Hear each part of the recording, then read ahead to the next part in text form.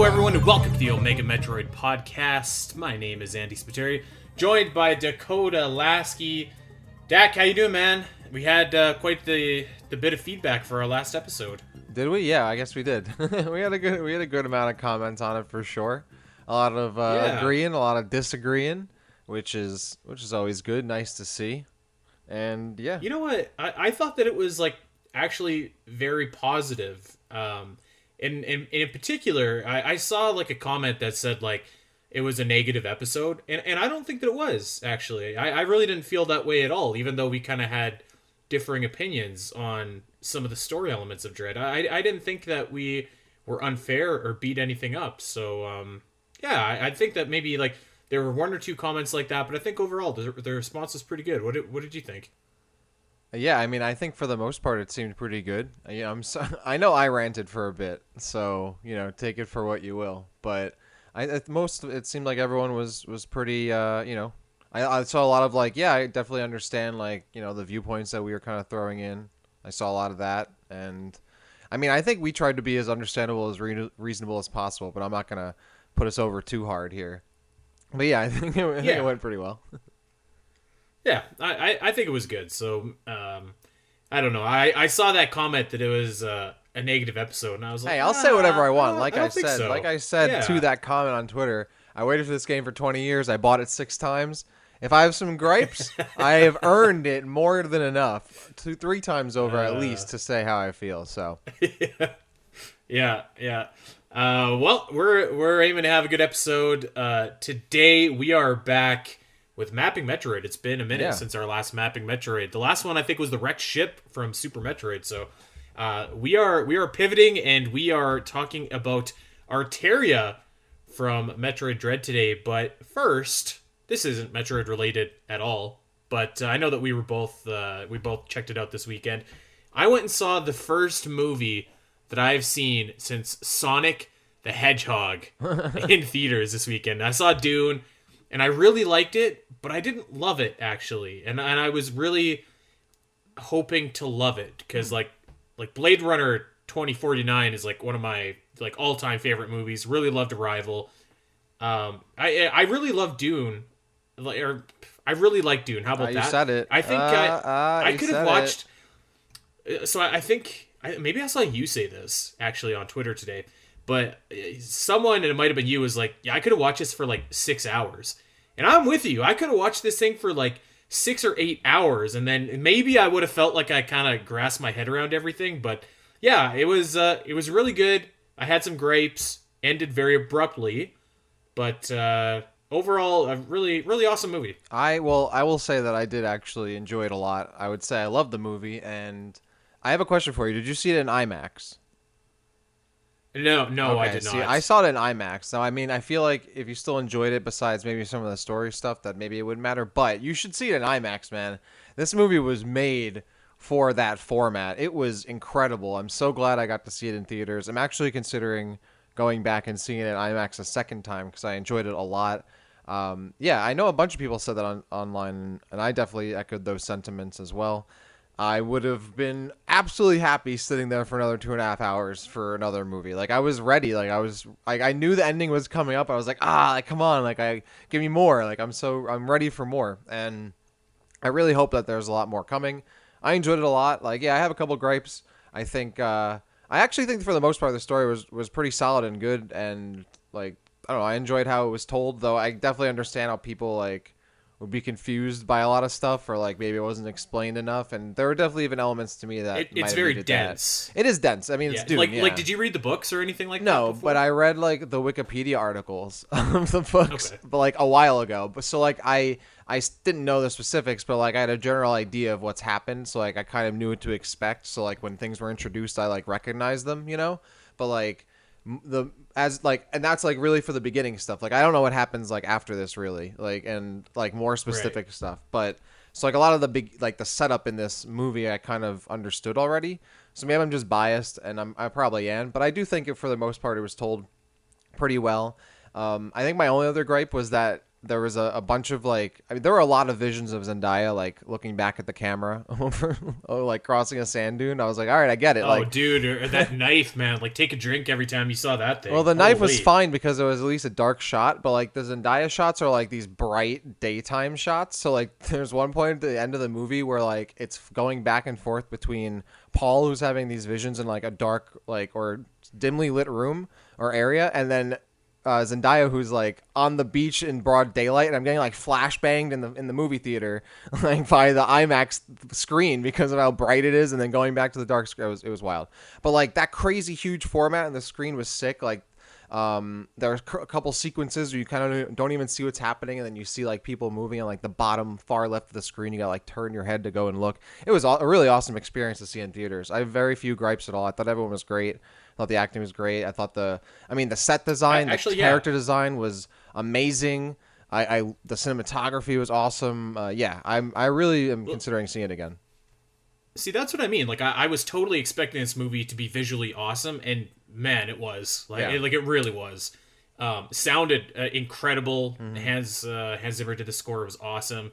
The acting was like, I think that the acting to a person was like really awesome. It's just like, it was a very dense story. Yeah. Like, I didn't know anything going in, so I kind of thought like the A story was Oscar Isaac's on this planet, and then I thought the A story might be like this rebellion of the people that used to be on this planet, and then I thought the A story might be like the witch cult thing that his mom belongs to or whatever. But maybe I just need to see it a few more times. But it definitely was an experience for sure. But I think that my biggest gripe is like, if you're gonna, so this movie just ends very abruptly, which can be fine if like the next one is on the way kind of imminently, but that's not really the case with this. So I feel like it kind of ended, and I don't know when we're gonna see the second part. Yeah, I was actually surprised that they haven't already begun filming.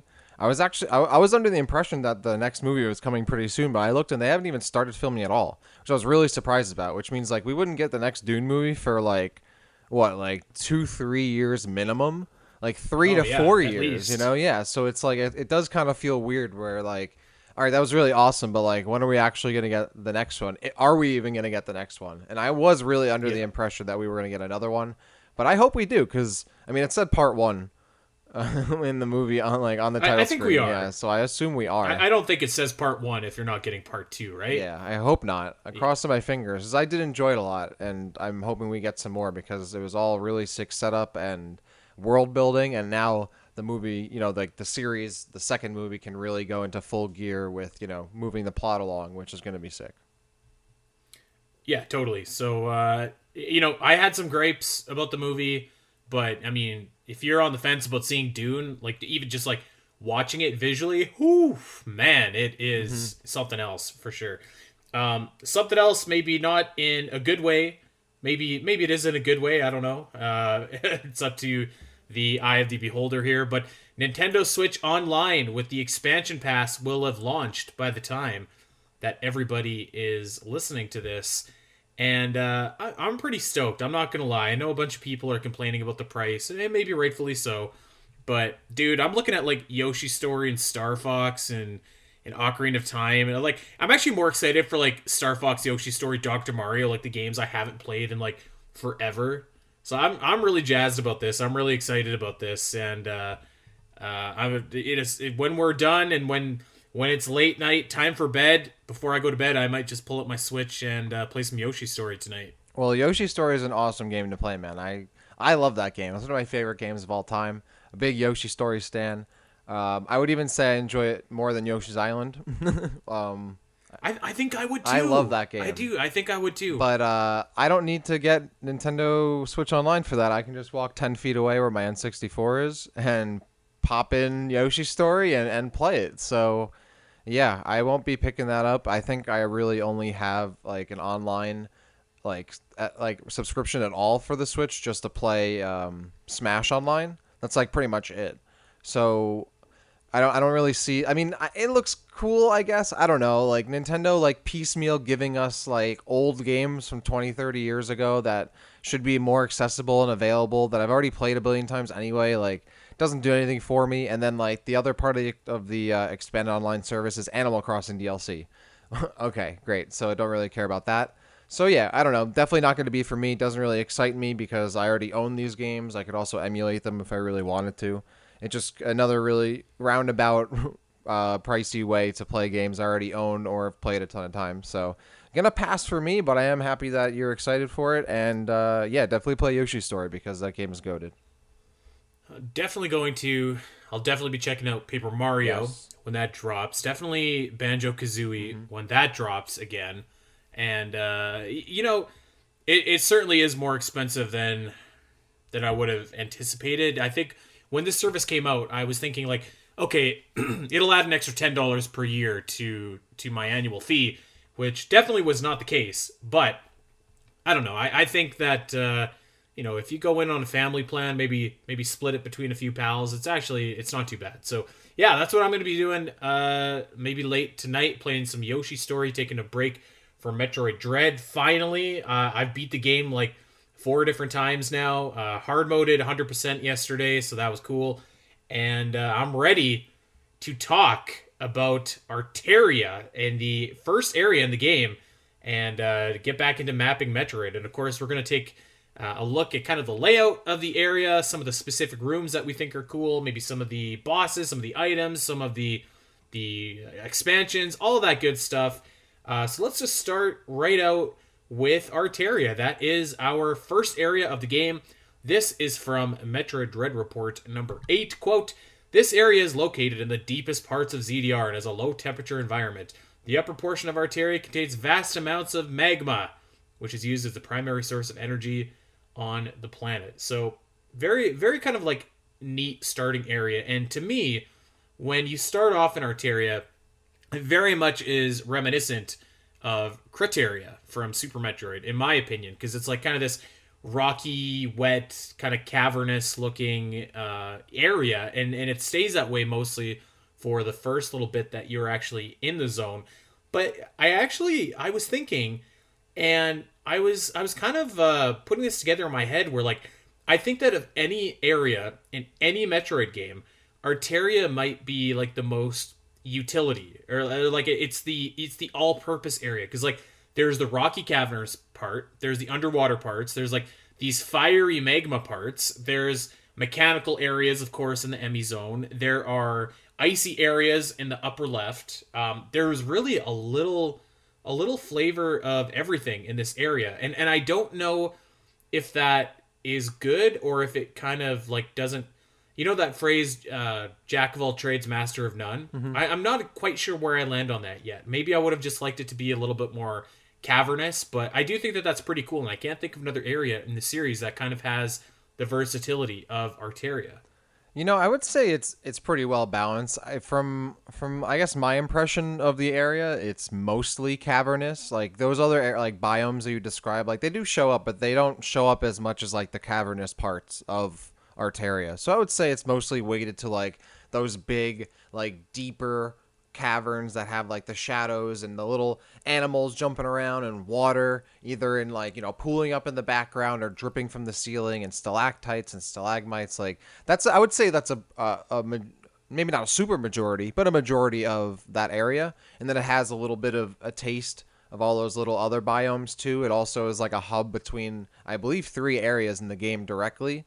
Like, I think it goes right to Dairon, Kataris, and Barenia. Yeah. So, there you go. Look at you rattling off those names. Well, it's like at this point, I'm like reading. I'm like, all right, Kataris, Atari. Like, I'm just like they're just anyway. But yeah, so I think this is a nice, like this is pretty much the perfect kind of starter area because it has a mix of all those different things. It's a hub area. You get a bunch of a good amount of upgrades here too, actually, and then it has a big shift later. So it's definitely one of the most well executed areas in the game for that reason, because I think it still stays true to the mostly cavernous aesthetic that it starts off with, but it gives you a little bit of everything else. And it doesn't just give you like caves. Like you have like different size caves that have different kinds of, animals moving around them. Of course, you have rooms that have the Chozo statues and the cherry blossom trees and all that. So that gives a different aesthetic as well when you're entering those like deeper rooms outside of just the general caves. So yeah, I mean, for how it kind of gives you a bit of everything, but still is like a pretty classic, like you're in the caves of a Planet Metroid experience. I think Artaria does that really well. Yeah, okay, maybe you sold me on that it does, because you're right, like the magma, the frozen portions are definitely a little bit smaller. So I'll take back my Master of None comment. One thing that I really did like about Artaria, and you kind of see this in Artaria and Kataris, but mostly in Artaria, I think, is about, I don't know, halfway, 65% through the game, you have what feels like a very Metroid Fusion-esque sequence where you have like a specific objective that you have to, like, you can't really diverge off this path to go and do. So like, I guess maybe spoilers, maybe not. If anyone doesn't want to hear this, fast forward a little bit. But the planet starts to slowly freeze because some of the enemies on said planet ZDR have stopped the magma production, and so Artaria is where you need to go and traverse, and like most of the doors are frozen shut. So there's like kind of a very direct path that you need to take from kind of the secret, I guess, entrance from Berenia all the way back up to where you go into Kataris. I really enjoyed this sequence, and like, I don't know. So I've talked about Metroid Fusion before, and like I do like these sequences where you have an objective, but I feel like Metroid Fusion to me was like a little bit too heavy-handed with those. Whereas this one, I was like, for the most part of Metroid Dread, you can free explore, you can roam, but if you're really just playing Metroid Dread, this is probably your second trip to Artaria when this happens. But maybe you've came back a bunch of different times before. But I thought that it was refreshing to have that like really kind of objective that you needed to do, and it very much reminded me of like the best parts of Metroid Fusion. And this is the same area that has that like first escape sequence too, if I'm not mistaken, Yeah. right? So yeah, like Yes. I think it's not just like a specific objective for me, which I agree with what you just said too, and I immediately thought of Fusion in these sequences, but like I just like the immediate kind of injection of, okay, you have a specific thing you got to do right now, you have no choice, and you got to get through that before you go back to what you were doing. I like that about Fusion, like where you had to get through a certain area and the power goes out. You got to go through the wall. You got to go through. You can't use the elevator. You got to go through like this little path here. Like I like that, because then eventually you do get back to your routine of traversing as you normally would. But I think Dread executes that better. I agree. But I like this. Like, all right, immediately you got it doesn't matter what you're doing. You got to take care of this right now, and it adds that like level of intensity and like adds a little more gravity and weight to what you're doing, because it's not just, okay, I can progress at my own pace. Sometimes you can't do that, and it adds to that real like nice palpable intensity of the gameplay. So I really like those sequences. I actually kind of wish there was like one or two more of those like throughout the game, because I really like, I just love those quick bursts of action. And I think it would have been paced a little bit better overall if maybe one more is inserted towards the middle of the game, but that's such a crazy nitpick. I think it was great what they had in the game, like that escape sequence at the beginning. Of course, there's one at the actual end, and then you have like this frozen sequence, which is, again, yeah, awesome. This is another thing too. I love when locations change like very drastically. Like, in Fusion, again, you have that one area that gets like choked by the vegetation, and you got to like traverse it and get around that area now that it's kind of changed, geometrically by all the new vegetation that's been added. And here, now you got to go through this area because it's been completely frozen. So I like those like massive shifts in areas that you've already been through once, which Fusion does pretty well at one point, and this game does well too. So this was, yeah, I agree, very refreshing and fun. Yeah, I think you nailed it right there. Like I said, Fusion may have done it a bit too much for me, but like I do think that there's room in Metroid for like these types of sequences where like the area's changed, you have to stop what you're doing, and you have to complete this objective. This really like highlighted to me like how fun that actually was, and like how cool it was to use my wits to try and traverse Artaria in a little bit of a different way. So I really like the sequence. Of course, you pointed it out as well. There is another escape sequence, which is probably the closest thing that we have to another sequence like this in the game, where basically things just start blowing up and you have to scale towards like the top, I want to say the top left of Artaria, and you are finally rewarded with the Varia suit, which lets you which lets you brave the heat.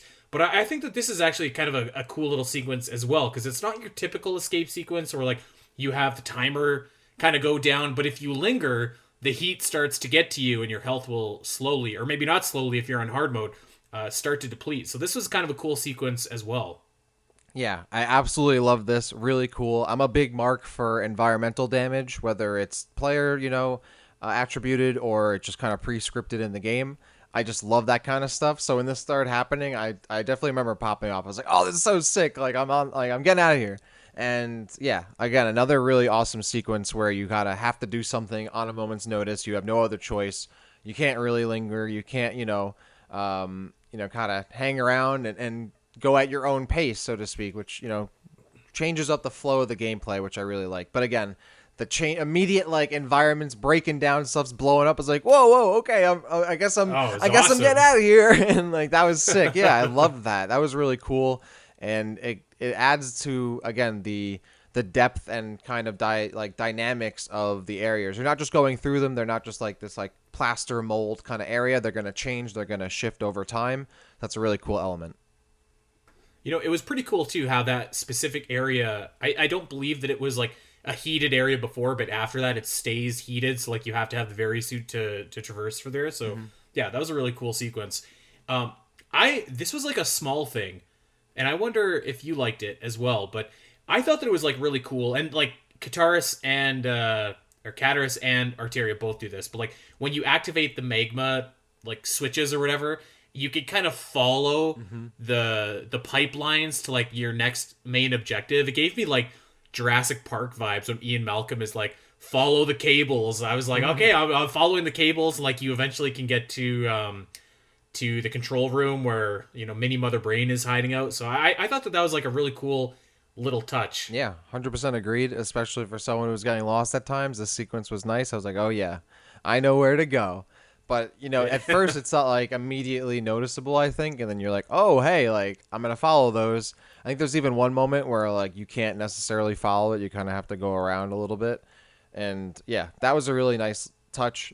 And even like the overall turning on the magma flow and like how that contributes to different parts of the game is cool. Even like the small details where you're running to the bridge from our Artaria to Cataris. Jeez, I'm fumbling over these names. And like in the background, you can see like the magma like siphon or whatever kind of flowing, and then when it's frozen, it's just like inert completely. It's like just like small little things like that are really cool. And yeah, I like that they incorporated that element of, okay, you can follow these a little bit and see what you can do to strategically follow them as best you can, instead of it just being like, okay, run up to this thing, hit the button, run to the next one, hit the button. Like at least adds a little more to it, which is nice. Yeah, you mentioned that magma room. I think we talked about this when we did the Dread report, but like, man, that room is spectacular. And actually, as well, the Cherry Blossom room too, which is also something that we talked about in the Dread report. But like, oof, those two rooms I think are the standout rooms in Artaria. Like they just look, man, they look awesome. Yeah, it's one of those things about Dread where like there are a couple things you look at it and you're like, that doesn't really make sense. But then there are other things where it doesn't matter if it makes sense. It's really cool. So like, for example, the fact that like the caves down in this part of like the planet Artaria, there's like light shining down into the caves, even though this is apparently the deepest part of the planet. So like at one point I was like, how is there light getting into these caves at all? Like it looks really cool. How is there light managing to get down here? I think that Metroid Dread report mentions that, where they're just like, yeah, some light gets down here. And I was like, okay, like whatever. I want to see one of those holes that's letting the light in, and like that would be like, how deep is that? Like why doesn't Samus just look at that light and be like, I bet you I could just follow that to the surface and get out. But hey, I'm not Samus, so I guess maybe I wasn't right to think that. But then like the cherry blossoms too. I don't know how those got there, but it doesn't matter. It looks really awesome, and I love like the dichotomy of like the dark, like covered in shadow, like Chozo statues that are just huge and menacing, like kind of surrounded by these like nice cherry blossoms, which just look really cool. And yeah, I mean, it's a nice overall composition of a shot. And then of course you have like areas where like there's just like blood pooling in the room, like Corpius's room. Samus walking through those areas is super sick. Also, like we talked about too in the Metroid or in the Treehouse episodes too, but just like not a particular room, but just seeing all like the wildlife and stuff like that moving in the background, it never really got old for me. It just made me appreciate kind of how far we've come from like Super Metroid or Metroid Fusion, and well, yeah, the backgrounds in those games looked really great, but like this is just so interactive, and it just made me stop and smile whenever I saw that. Yeah, I agree. That's one room. One room that is not making people smile is you know what? I'm gonna go on a side tangent here. Actually, I hate that the 2D Metroid games don't have room names. I love that about Prime, where like every room has a name, and in Metroid they don't have that. In 2D Metroid, it makes it very hard to talk about specific rooms. But in the room that that you have to go into, and it's kind of magma factory-esque. It's on your way to Kataris. It's right before the big long magma room, actually. And I'm pretty sure everybody listening here probably got stuck in this for a little bit, where you have to shoot the ceiling where you can see the enemies crawling above you, and the ceiling will give away, and then you can proceed. I was stuck on this for a little bit. I did a couple dipsy-doos around Artaria, came back, shot the ceiling, felt like a fool, and then I proceeded. But I saw this video where like, and I forget the guy's name, but he was like a game designer. David Jaff, and he made like Jaffe. I don't know. Yeah, this guy made like a series of videos just going off about how poor the game design was because he got stuck in this room, and I thought it was hilarious. And maybe it's the Metroid fan in us, like we're used to kind of shooting walls, shooting things that look suspicious. A lot of newcomers are playing Metroid Dread for the first time, so I can kind of understand that frustration. But I don't know. I feel like I was stuck, but I wasn't stuck for very long, and it just kind of tickled me that this guy was like so defensive, and then doubled down on his claim that like this was a horrible game design. So I thought that was kind of funny. Dak, did you get stuck in this room the first time that you played? I can't remember specifically, but I'm sure I did, and I'll say that I'm thankful that I streamed the first time I played the game, because there were a number of times where I asked for help or was very willingly looking at chat to get help where to go, because I just didn't know where to go. And then once I got the answer, I'm like, ugh, I could have done that. So I think that's a big part of the Metroid experience. I understand, though, from, it might not necessarily feel intuitive to people, just like, all right, I'm going to shoot like every inch of a wall to advance, right? I understand that. And like there are also like parts of the game where like one of the abilities obviously shows, scans the room, and you can find the boxes you need to hit. And that actually doesn't come till later in the game, oddly enough. Whereas if it came a little earlier in the game, people would have those kind of issues, could just be like, all right, I'm just going to use my Aeon juice and scan the area.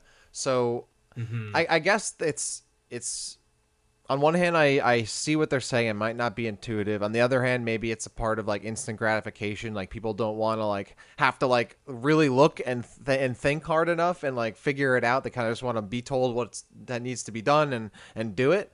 It could be a little bit of that, which I also, understand to a degree, even though that's not, part of the Metroid experience is figuring it out and exploring and solving the means to get ahead. So I mean, I honestly didn't pay too much attention to those guys' like points and comments and rants, because I think there's always going to be people like that who have like some like design opinion, right? About like it should be easier or it should be done differently or this doesn't make sense to me or whatever. And it is what it is. I mean, this guy has some design experience. I'm no game designer, so I'm not going to say I'm an expert or an expert over that guy. But there are certainly times that I got stuck, but like that's part of the game. That's kind of, it is what it is. And eventually you figure it out and you feel satisfied that you figured it out. And you kind of like, knock yourself on the head and like, oh, come on, how did I not figure that out sooner? And that's kind of part of it. But at the same time, that kind of gameplay is naturally going to make some people frustrated at times. So it is what it is. I think that's the Metroidvania genre, really. It's not for everybody, certainly, because it involves a lot of being lost, a lot of not knowing where to go, and a lot of backtracking. And that's not like everybody's cup of tea. And I totally get that. And I saw a lot of people in the comments just kind of quote retweeting him, being like, look at this fool, like, get good, that kind of stuff. I don't think that's necessarily the case, but, well, try to be diplomatic. I guess I can understand, but I wouldn't say I agree with it. Actually, funny enough, when I was doing research for Artaria, there is a screenshot of this exact room in Metroid Dread Report number 8 with the appropriate blocks up at the top that were already blown away. So, like, if you happen to catch Metroid Dread Report, you would know that the ceiling is where you need to shoot. So go figure. Yeah, I guess. But at the same time, you shouldn't need to rely on like reading an article before to play the game. So, but I don't think that's still a good reason to justify like getting really mad about it. But whatever. I mean, if they want to use their energy in that way, I'm not going to say anything. So. I thought it was funny because I was reading the Dread Report for the little spiel actually they give about Artaria, and I was like, hey, I recognize that room. I just wrote about that in my notes for this. So there you have it. One last thing about the room layout, and then we'll move on. To my untrained eye, I scanned all the areas in Metroid Dread, and I think that the EMMI zone in Dairon is just slightly bigger, but this is a very, very close second, which probably makes sense because there's 2 EMMIs in this area and no EMMIs in any other area, which is actually funny because there's no EMMI zone at all in Brenia. I also noticed while I was doing this. So it's Brenia's the rain one, right? Spread it out. Which one's Brenia? Yeah, it's the water one. Yeah, water one. Gotcha. Yeah. How could I forget Brenia? Of course. Yeah. Oh, that beautiful waving storm when you get off the elevator. Oh. Yeah. If only they made the name a little more memorable, so I could remember those storms, those beautiful storms in Brenia. You know, I bet you people were saying the same thing about Meridia back in 1994. And they were right. And they were right. Come on. And they were right. And they were right. All right. Anyway, yeah, this map for the EMMI zone for this area is huge. It's almost entirely an EMMI zone when you look at it, and it's kind of like it's like an EMMI zone with like a horseshoe around it essentially, because the main route of the zone, or like I guess of the area of Artaria, is like essentially a U that kind of wraps around the EMMI zone and allows you to go to the different areas that surround it, and then of course you have the elevator on top. So it's almost entirely that EMMI zone when you look at it, which I actually didn't even realize. Like when playing, I did like go back and look at the map, and I was like, like actually looking at it in the menu, I was like, oh wow, yeah, this is pretty much mostly EMMI zone, but it's ginormous. It's and massive, it's smack dab in the middle. Yeah.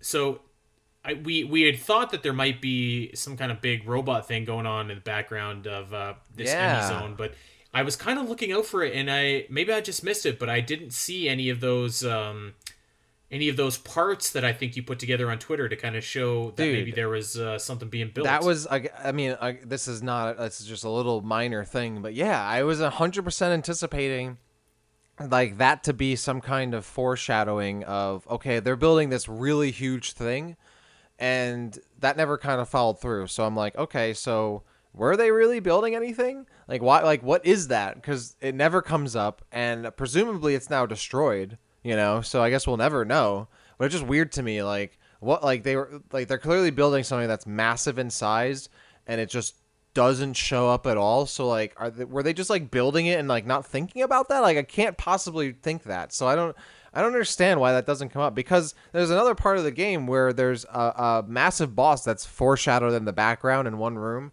And it's very obvious that you're eventually going to like take it on. It's like twitching, the big experiment boss. Like that, you're like, okay, I'm obviously going to fight this thing. And you do.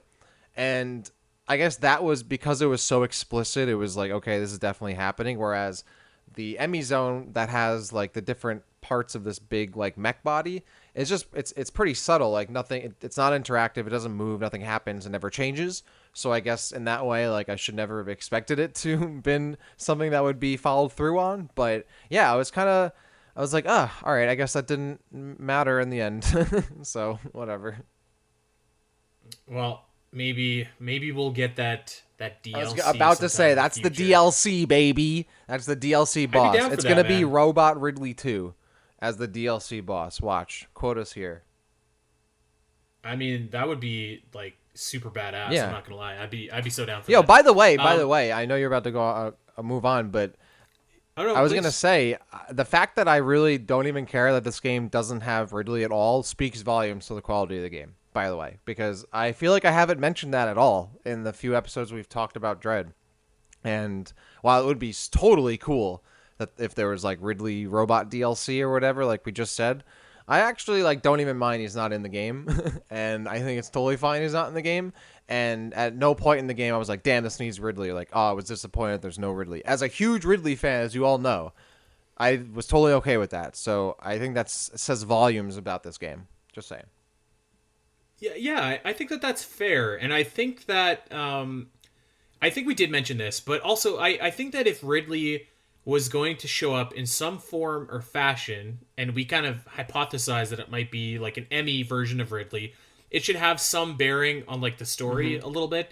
And I don't know that there was room for that in the story that they told in Metroid Dread, and I agree. I actually didn't really feel like it was missing. Like Kraid was there. There wasn't really a reason Yeah. for it, but it was just cool to see him. So I was like, okay. But if Ridley would have shown up, I think I would have wanted to have a reason rather than him just being there, right? So Yeah. like, I didn't feel like it was missing either. Actually, I'll give Kraid a pass because like we haven't seen him in so long that like again, it's one of those things where like it doesn't make any sense, but you're like, whatever, I don't care. It's really cool.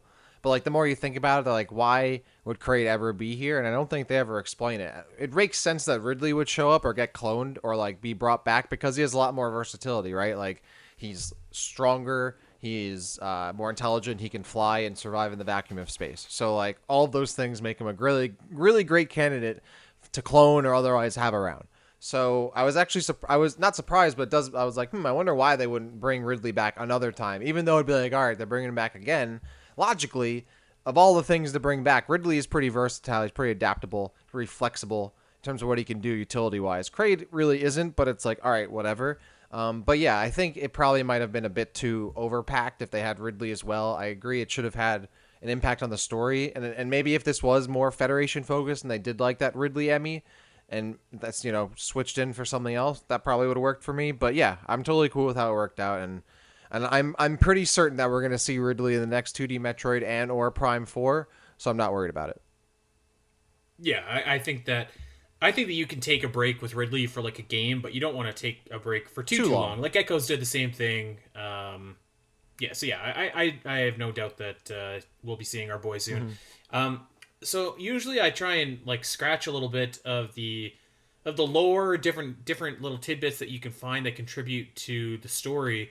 And again, the Prime games are really good for this because they have They're the obviously goats. all of the scans and stuff like that that you can pick out. But usually I think that you can kind of see a little bit of like in world tidbits in the 2D Metroids as well. I don't know that I would necessarily say that for Artaria. Really, the one thing that I can find is that you learn via the Chozo records that the reason that the first EMMI is so messed up is actually because Ravenbeak went and blasted him right in the face. Oh no. So obviously that he did something to this EMMI, and maybe that's how we got control of the rest of them somehow. I'm not sure, but that's the reason that the first EMMI is so knackered, is because Ravenbeak hit him with that power slam flying elbow combo. I almost don't believe that because I fought that dude and there's no way he didn't destroy it on one touch. Like there's no way this guy didn't just absolutely destroy this Emmy without even thinking.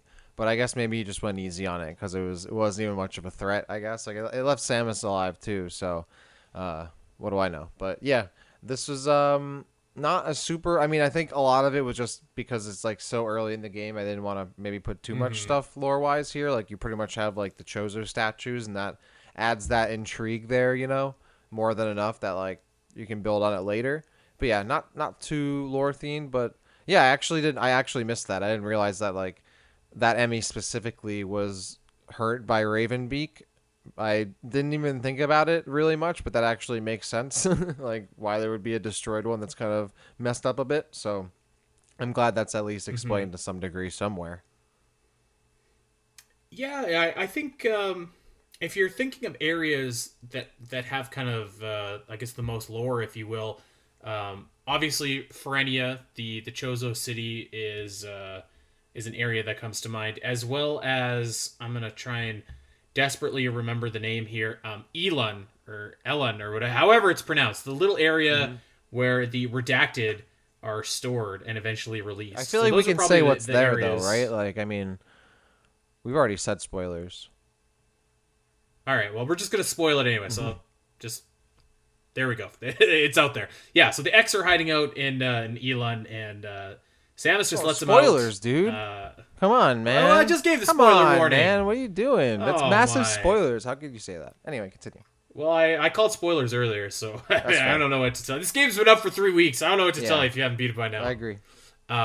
Yeah, not too much in the way of lore, which I think is like okay for the first area, but I would say that about most of the areas in this game actually. Maybe it's just because it's so fresh, we haven't had a lot of time to sit on it, or maybe formulate any theories or ferment on anything. But a lot of the areas, I don't know that they have like the same kind of I don't know, lore that maybe some of the other two. Maybe that's not fair though, because you look at Super Metroid and like there was a lot of fun theories about the wrecked ship, but like I mean, other than that, I guess like really Brinstar is Brinstar, right? Like there's Yeah, not a whole lot of story I would going on say for there. the most part, the environments are pretty on par for what you'd expect to like glean lore-wise from for a 2D Metroid. If anything, it has more than others, just because yeah, like at the very like the older Metroids, like even in Metroid Fusion, like there isn't like you kind of get the general idea of what's happening at like a first glance. So and yeah, there are a couple of Yeah. theories of what's happening. I think Dread does a pretty decent job, but like they'll never stack up obviously to like the Prime games, but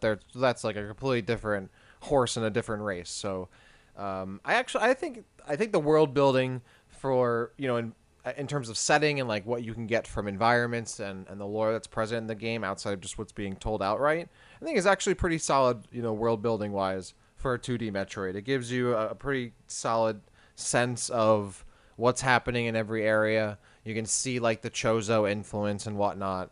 And yeah, once you start to get to like the Chozo city and where the X are kept and like the ship, like it really amplifies a lot more. It's like it's a slow burn, so to speak, I think. But I would say it's pretty on par with Hmm. the other 2D Metroids, or at the very least, I'd probably say on par with like Fusion, which maybe has a bit more like lore-ish world building than the other 2D Metroids. I really wanted I don't even know how to describe it. I'll use my Axiom Verge reference, but like in Axiom Verge, you can find tablets that give you a little bit of the story, and those tablets are nonsensical and they don't really contribute to the story. But the premise is something that I hoped would carry over to Metroid, Hmm. where like maybe you could find I don't know Yeah, something, like maybe lore some pages scans, or or like something. maybe Yeah, just something like a collectible yeah, to find. Yeah, 100%. There should have yeah, been something like something that. like Like that. like the Metroid, like the Dread reports, like put some of that. I don't know in the game. Just I don't know, like a collectible you could get. Like I agree. Like that kind. Like you can't implement the. Well, I mean, I guess Prime 2D kind of showed you can implement the scanning thing in a 2D Metroid pretty well. So they could have done it. So yeah, I think that having that bringing lore in like the scans or a collectible like pages you can find or whatever Hmm. artifacts something like that is I would say a missed opportunity. But I guess they were not too focused on that, especially because like this 2D Metroid is more like just straight up dialogue too, to maybe compensate Yeah, for and, that. and it So certainly doesn't ruin the yeah, experience by any means. But like, I think even if they went with like kind of the trope of like voice recording or yep, something like that, like you find the tapes or like that would have been it's kind of cool. tired, but I think even that would have Like been fine, Chozo right? Like tapes or it's something. I would have been down for that. yeah, Yeah, I think that would have been nice. Like more world building like that would have been great.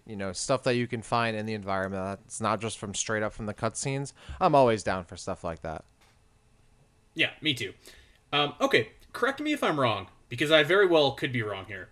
Okay. But I was kind of looking through the plain Jane enemies, so not the bosses, but just the everyday enemies that you encounter in this area.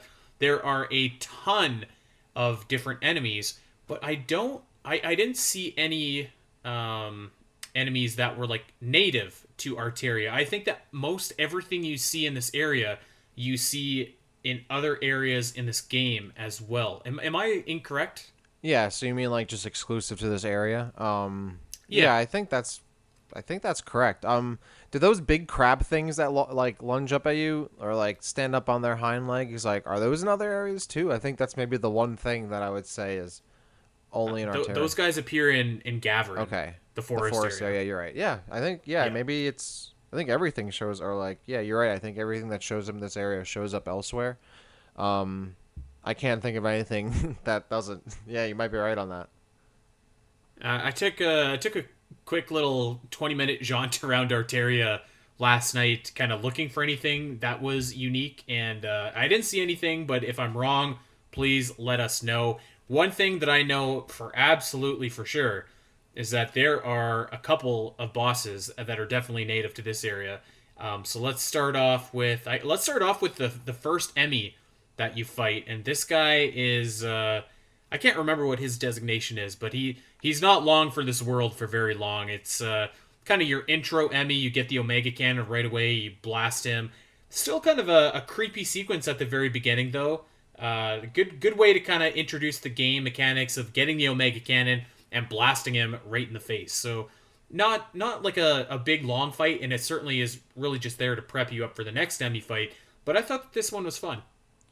Yeah, I would say it's not much farther than what I would expect, right? Like it's the starter kind of boss to get you ready for the other evolutions of that boss later. I like that they did that. Like it isn't just okay. There are 7 or 8 Emmys to fight. Like this Emmy has this ability. This one's stronger than the next. Etc. So, which I would say is also to be expected. Like for them to do that kind of concept, but it's still nice to see, and it was implemented well. But yeah, this is like the easiest of them, pretty much. Like it's not anything that is particularly wow. It was a crazy thunder strike or lightning strike. I don't know if you heard that. The thunder was loud as hell.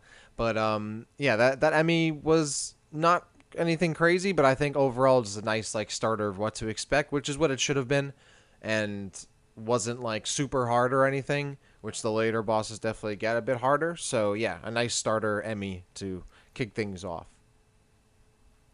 Well, the next Emmy is certainly a step up in difficulty, particularly the first time that you encounter it or in your first playthrough. This is the white Emmy. I think his designation is SM for Spider Magnet. This thing can walk up walls, but it cannot go through small spaces. So you have a little bit of leeway to escape from it there. The one sequence though, where you have to go and like stand on the switch to lower the water. I was pretty intense when I did that the first time because I was not as fluent in my Metroid Dread motion as I later became, and so the Emmy was like right on my butt the whole time, and like I had to do I think 3 laps to actually get the the water to rise up and slide down that area where I needed it to. By the way, sliding down that thing was awesome. I love the slide in this game, Yeah. particularly when you're just like going downwards. So cool. But yeah, this was again definitely not as difficult as some of the Emmys that we are going to see, particularly the blue Emmy and the yellow Emmy, even like really the purple Emmy. The latter 3 Emmys are all like super hard. Yeah. This one was pretty manageable, I think, but still at the time, killed me definitely more than a few times. Yeah, in comparison to what you play against later, it's really nothing. But it is, it gets you essentially warmed up, right? It's a perfect warm up Emmy, and you're right. You had to kind of like be on the move, which of course you have to for every Emmy. But I do like that they implemented this kind of like looping. Like okay, like you have to like get rid of that or raise the water level or like just in general in a lot of bosses where you only have like small moments to get shots in before you gotta loop back around and keep moving. I love stuff like that. It reminds me of like the SAX fight in Fusion where you're just running in that loop on the floor to the left side, then jumping into the platforms, jumping back down and going in a big circle. At least that's how I did it. I know some other people did it that way too, I would assume. And a lot of bosses in this game have that kind of feel where you're just constantly on the move and you're trying to like get a route down and then you're stopping when you can to like do whatever you need or deal damage. And this is like one of the first kind of instances of that. So yeah, I like that little mechanic they added. Overall, I'm really happy with the boss battles in this game because they're not just straight up like damage dumps or just like dodging. Like additional mechanics that they added that you kind of have to be aware of. And sure, once you do get to a point where you understand the pattern, it isn't that hard, but it still requires some, technical like prowess a little bit, some timing, some awareness, some, the EMMIs get harder and harder over time. I think the bosses in this game, I know we were talking about the original EMMI, but in Artaria, but overall the bosses in this game are sick. I can't wait for us to talk about all the boss battles in a upcoming episode, actually. But yeah, I think this is a nice starter warm-up EMMI to kick things off. I think that episode is going to come soon, maybe even as soon as next week, potentially. But, really fun. Anything you want to say about Corpius, or do you just want to save that for when we do our boss show? I definitely want to talk about Corpius. Not too much, because of the boss show, but real quick, Corpius is obviously a boss that we've talked about already a bit because he was shown off in the original reveal, was shown off in the Treehouse gameplay during E3. I've seen Corpius a bunch, but still actually getting to fight and play against Corpius again, an enemy that like once you figure him out isn't too hard. But I love like the different patterns. It's not just like a 1 or 2 phase boss that like the patterns are like pretty similar. Like you get like pretty like solid dynamic changes in what the boss does, not just like from simple tail swipes. It's turning invisible. It's like spraying acid at you. You got to jump on the wall. You got to slide under it. Like I love that. That was the perfect like way to really kick off the game because it adds all those things that you really know about the beginning of Metroid Dread all at once together, like clinging on the wall, sliding under the boss, dealing damage, the little quick time event you have, the different phases it gets you. Of course, it gives you the Phantom Cloak. Wow, another huge lightning strike. The Phantom Cloak is implemented, nicely into the boss because it's like really, it's not frightening, but it is, it puts you on edge a little bit when you have this huge boss in this room that takes up like a solid amount and then it just goes invisible on you. And you're like, oh, like I know it's right in front of me, but still like I want to know the exact parameters of this big boss I'm fighting so I can make sure I take it down. And you can see its little like glowing like tail, like it's like a glowfish. It reminds me it was like deep sea fish in the ocean. Such an awesome boss. The design is sick. It's like clearly this like amalgam of different things. It looks like it's kind of part Metroid. It's like face is like scrunched into like a point in the middle. It has that crazy tail. The quick time event is sick. The room itself with like whatever, like the blood or like the whatever it is on the ground. That whole package is so well done. And yeah, it's not the most challenging boss overall, but like it's just a really fun experience and it's an awesome thing to tackle. It doesn't take too many tries. It's a really solid boss. I really love Corpius. You took the words out of my mouth. It's fantastic. I don't want to go too in depth, but I will say that one thing I love about this boss, and actually you could probably say this about almost every boss in this game, is like it's not challenging, but there are certain things and certain techniques that you can do to beat him easily, but like you just feel awesome after doing them. Like you feel like you're just like this masterful Metroid player, and like that's really rewarding to me rather than like spamming 16 missiles into Arachnus and then he's dead, right? Like, so yeah, lots of really cool techniques. And then you have that ending cutscene with Samus jumping through the tail and like the stees just like putting the shots in. The ending cutscenes where Samus finishes off like most of the bosses in this game are just like, oh my god, they're so good. Yeah. Well, let's save it for the boss episode because I'm getting hyped up talking about Corpius. But yeah, this was awesome. Let's talk. I guess we could quickly mention too that you fight a Chozo warrior in here. I think by this point, you pretty much have the Chozo warrior formula down. So like it's not really too much of a, or at least to me, it wasn't too much of a stretch for these guys, especially like the spear ones. I don't think were too bad. But he shows up too, so these Chozo warrior fights actually almost remind me of like fighting like Gamma Metroids or Omega Metroids in Samus Returns, because like they kind of spawn and they're the same fights, but there are different things in the actual rooms themselves that kind of differentiate them a little bit.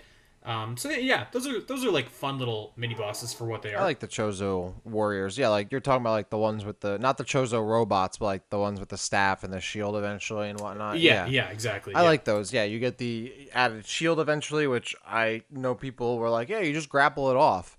And I was like, "Oh, I mashed missiles at its shield until it broke." But I like that there were options because some people told me, "Oh, I didn't even break the shield."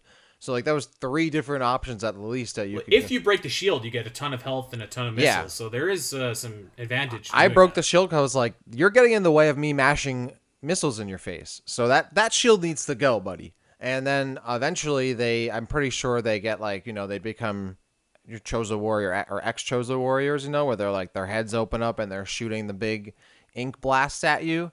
I love that Yeah. change too because again, it's another thing you have to mix up in your strategy against them.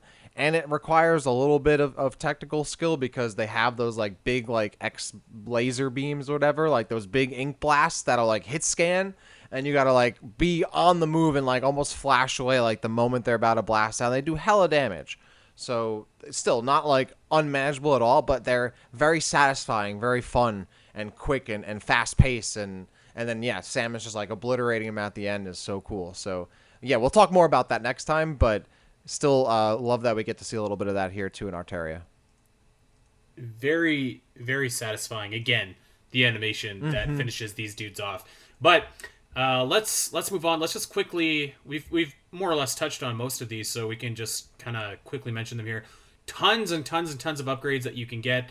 The Phantom Cloak, the Charge Beam, the Grapple Beam, the Various Suit, the Spider Magnet, and much later in the game, the Screw Attack. So two things that I managed to do in one of my playthroughs is I went and got the early grapple beam, which you can get immediately after getting the Varia suit. If you double back to Dairon, you can go and get the bombs, and then once you have those, you can go and get the early grapple beam, and you have to pull kind of like a pretty intense move where like you fall and then like very quickly grapple, like change from morph ball into like I guess Samus and grab the ledge, but like it's a very very short window to do so. So I got that. That was very cool, and I got the early screw attack as well. And I don't even know how I did that, but I got it before I got like the space jump, the wave beam, any of those. I just ended up back in Artaria getting the early screw attack, which required a lot of very clever shine sparks to actually make it out of that area. But yeah, tons and tons and tons of items that you can get in here too. And as we'll talk about in just a second, tons of missile expansions as well, over 20 of them in this area, which I guess makes sense because this is just such a ginormous area. Yeah, absolutely. There's a lot of cool things you can explore. I have to dive deeper into those puzzles and extra expansions you have to get, but I think there's like at least like 20 power like upgrades you can get in this area. There's a lot of stuff you can get. It makes sense because it's so big, like you said. I want to talk about a few of them Okay. right now because there are so I think that Metroid Dread is like undisputably the single best Metroid game when it comes to Shine Spark puzzles. I think if you asked me before, I might have said Zero Mission, I might have said Fusion. If you're asking me today, I'm saying Metroid Dread because oh man, every area in this game has at least one absolutely bonkers Shine Spark puzzle, and like probably a few more that are pretty challenging, or at least take you a time or two before you can actually achieve them and get it. So I think that the one that everybody probably talks about in Artaria, the one that is the hardest one, at least for me, is at the very top left, kind of by where you got the Varia suit. You need to shine, or you need to speed boost, crouch down, cross bomb these two bombs while there's this enemy thing coming at you. So you need to shoot it out of the way as well, or activate your speed boost before you get there. And then you need to flash shift across one of those gates that if you hit it, it locks the door. And then you need to, like, if you have any time left, very quickly activate your shine spark and go straight up. It's like pretty intense to pull off, and I felt like an absolute like master when I finally got it. So this was one of several really awesome shine spark puzzles in this area. I actually I want to say I think I saw Oats and Goats do that. The one of the speedrunners on Twitch doing that. Oats doing that. earlier when I was watching his run, and some of the some of the stuff that the speedrunners are doing already are Oh my like god. they're so already so far ahead. I'm just like, oh my, like they are mastering this game and making it look so easy. When I remember trying to do some of this stuff and some of this stuff, and it was not easy for me. So even The way that they move, like the way so we're going to talk about glitches, but since we're talking about oats and goats, let's just talk about glitches now. Because I was watching one of his runs too. It's just like the way that these guys just move from like left to right, and the way that they jump and the way that they shoot is like those very basic things are like so masterful. Like there's not a wasted second. It's just gotta absolutely save those frames. it's crazy. Yeah, I Yeah. love like you can tell like from the practice like how like second Oh nature it's man. becoming. It's awesome to watch. Yeah, so these guys are doing like some crazy things. There's a pretty common skip in the very beginning of the game where you can use what's called the pseudo wave beam, and you can blast. I don't know if they have a name or not, but one of those explosive brain things that hide out in the walls. You can actually skip the first EMMI if you're able to pull this off. I think that's a fairly common one. I was able to do that once in one of my just playthroughs, kind of schmucking around. But yeah, actually, and I don't know how it's done, but I know that you can like completely skip the Corpius fight too until like the very end of the game, Wow. which is again just bonkers to me. I'll have to check that out because I want to see what routes are being like done here. It seems like I was seeing like, can you even script Kraid or like get to him late too, or maybe I was mistaken there. I know there was like someone talking about that or like some other skip that might not be worth it, but skipping an entire boss, like already hearing stuff like that, they're really cracking this game open, which is crazy. Awesome to hear. Yeah, it's completely wild to watch some of these masters play this game and just like completely take it apart like they're Neo and this game is the Matrix. So it's very cool. Two more quick expansions that I want to talk about before we move on. Again, Shinespark puzzles. I'm a mark for these things. I love the Shinespark puzzle in the middle EMMI zone where like you have to get into the morph ball and then you basically get into this little nook and then you launch across like three whole rooms up this ramp to get this missile. It's just like a really spectacular looking sequence. And then there's one right when you get into Artaria from Berenia and you're in kind of the frozen section and you're running downhill. It's kind of an easy one once you know what you're doing, but like you have to shoot out a missile block as you're like speed boosting. So that one I thought was kind of fun as well. I always like kind of being forced to do other things like shoot or pay attention, or in Metroid Dread you slide or whatever while you're speed boosting. So that one stuck out to me as well as just being a nice, fun, kind of breezy expansion. But yeah, just like so many good expansions in this game, particularly the Shinespark puzzles. And Artaria is definitely no slouch in that department. Absolutely not. All right, so one more thing, and then we'll wrap it up about Artaria here. And I'm not sure. I know what you're gonna say, but I like the music of this area. I'm not gonna lie. I think that the overall theme and you know we were gonna do a Metroid music episode or a Metroid Dread music episode, and I think we're just gonna amalgamate that into our Metroid Dread definitive ranking. But I think that the Metroid Dread music is solid, if not unspectacular. I don't think that there's any standout track in this game, but I think that most of the tracks are really solid. And again, as I was cruising around Artaria last night, I was just like, it's kind of digging the theme music. Like it's kind of unassuming. It's got this like nice little quietly synthy vibe to it. Duminal's probably pulling his hair out somewhere listening to me describe music here, but I thought that was cool. The EMMI zone is like tense, quiet, very Metroid Fusion-esque to me. And the Corpius boss fight theme I thought is like very intense, very cool. The escape sequence I really think is cool. So I think that this area actually has a lot of stuff going for it. And even the way that they kind of slow the music down when like you're in the frozen section of it, I think that this is again, maybe not spectacular, but I think it's really solid. Yeah, you know, it's inconsistent for me. I'm on the fence with a lot of the music in this game, and then some of it I just outright don't like.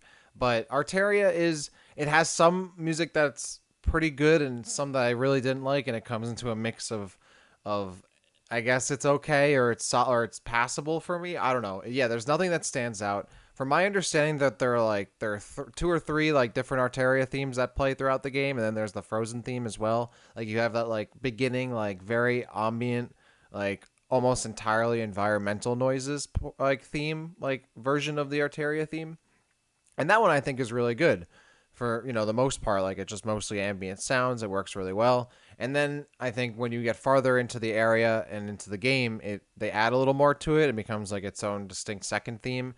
That one, like, there's a lot of music in this game where, in this, I felt like it happens in Artaria and it happens in Diron and it happens elsewhere, where there's just too much, like, there's too much happening in the music. Like, there's too many sound effects. It feels like someone has, like, one of those MIDI boards and they're just hitting all the different effects that they could possibly find on the board. Man. Like, when I went back to listen to some of the Artaria tracks, some of the environmental themes are good, but then, like, there's one portion where I'm just like, bro, like, they're just hitting, like, there's way too much. Like, there's a constant theme, like, repetitive, like, sound in the background that's stacked, and then there's, like, another harmony happening, and then there's, like, all these different sound effects just being thrown in. It's constantly changing, and it feels like it's way too much, because I think there's at least, like, the third Artaria theme, or, like, the third, like, I guess, like, instance of it, which goes in a different route. It actually sounds like it has like a fusion or other M like motif in it, where it sounds like it's one of the themes from those games, but it's so buried behind like in underneath all this other clashing like cacophony of sound and music that are just way too much. It's overwhelming, and I felt that way a lot about this game. Like at times, like it felt like it was too much. There's too much music happening, but for Artaria, yeah, like at some points it's actually really well done. At other points it made me like, okay, like let me get out of here. I wouldn't say it entirely made me want to leave.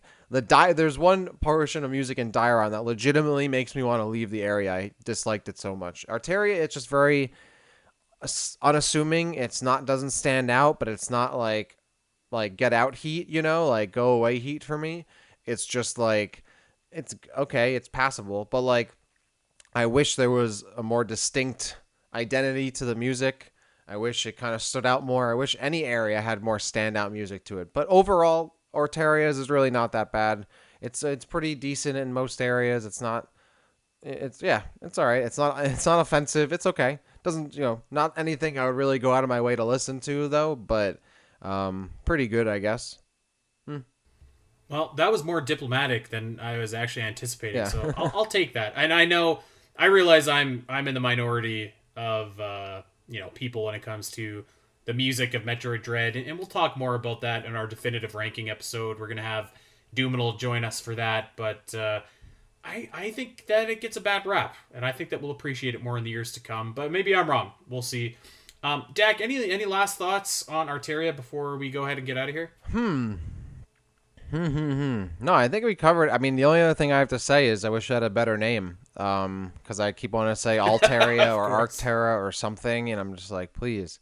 If it was called like Artaria Caverns or something, or I don't know, just Artaria Caves, like just a lot easier to remember. But I guess now that I've playing the game more and I'm remembering the names a bit more, I guess it'll not that they'll grow on me, but I'll just remember them. I guess I just do wish they had a bit more specificity to the actual areas than they do.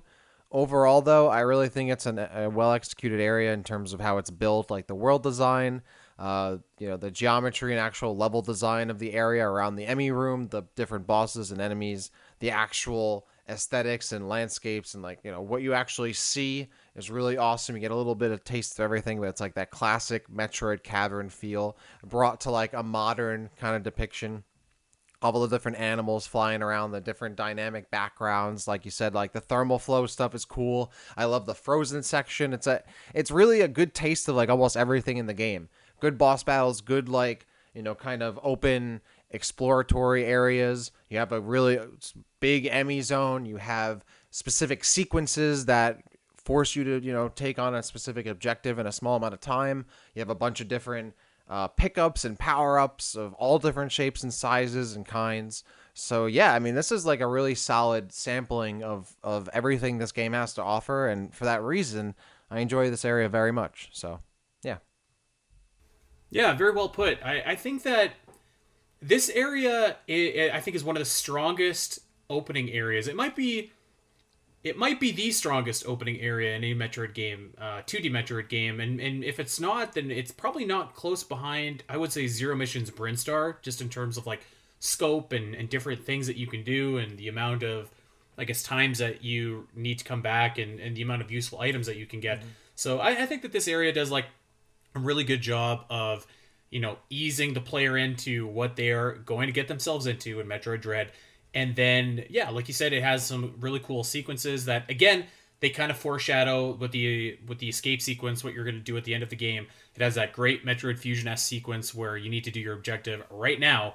So, yeah, I think that this area really has a little bit of everything. Like I said at the top of the show, it's very much like a utility area. And I'm gonna go back and definitely say that it's a jack of all trades, but I think that it's a master of a lot. We swayed my opinion doing the show on Artaria here, so really great area of the game, and it was fun to do Mapping Metroid once again. We are going to be back, of course, next week. Should we just call the audible? Should we do the bosses next week? Yeah, I mean, let's do it. I'm down to talk bosses, man. It's one of my favorite parts of the game. I'm down too. I was getting excited while we were talking bosses. So let's do it. Next week, we're going to be ranking the bosses of Metroid Dread. You know that is going to be a doozy, and that's going to be a good time. But until then, we are going to get out of here for this week. We want to encourage everybody to check us out over on Twitter at Omega Metroid Pod, at Spiteri316, and at DaxCity_. And of course, tell that Metroid fan in your life about the podcast and where they can get their weekly Metroid fix. Check us out wherever you get your podcasts, and like and subscribe. We would appreciate it very much. And come and hang out with us in Discord. We have a lot of really awesome Metroid fans in there, lots of cool talk going on, so come and hang out with us. Until next week, everybody, take care.